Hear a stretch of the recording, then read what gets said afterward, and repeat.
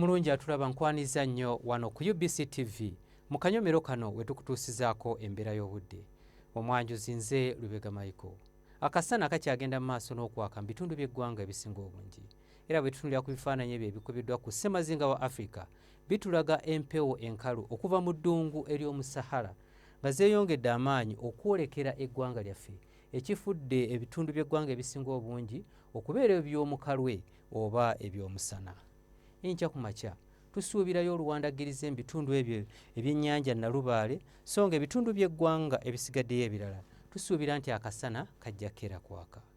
Wabula olw'eggulu embeera eno tugisuubira okukyuka era nga tusuubirayo enkuba okutonnya wano nawali mu bitundu by'eggwanga ebitali bimu okuggyako eyo mu bukiikakkono bw'eggwanga lyaffe yo tusuubira nti nno akasana akajja kwememula. Ebbugumu erya waggulu tulisuubira okutuuka ku degrees 35 mu kitundu ekyo eky'ekitugumu Kotido n'ebitundu ebyo ebiriraanyeewo so nga ate amasekkati g'eggwanga lyaffe n'ebitundu ebyo ebyebulunguludde ennyanja Nalubaale nga n'ekibuga Kampala mu kitwalidde ebbugumu erya waggulu tulisuubira okutuuka ku degrees 29. Ate yo mu nsozi ez'e Kabaale ebbugumu erya waggulu tulisuubira okutuuka ku degrees 26.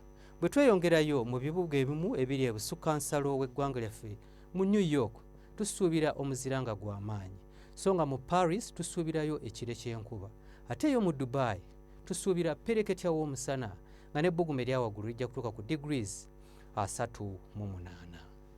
Ebyo bye tukujjidde mu kitongole ky'eggwanga ekivunaanyizibwa ku mbeera y'obudde wano ku UBC TV n'olunaku lw'enkya tulindire mu budde bwe bumu. Nze Lubega Micheal.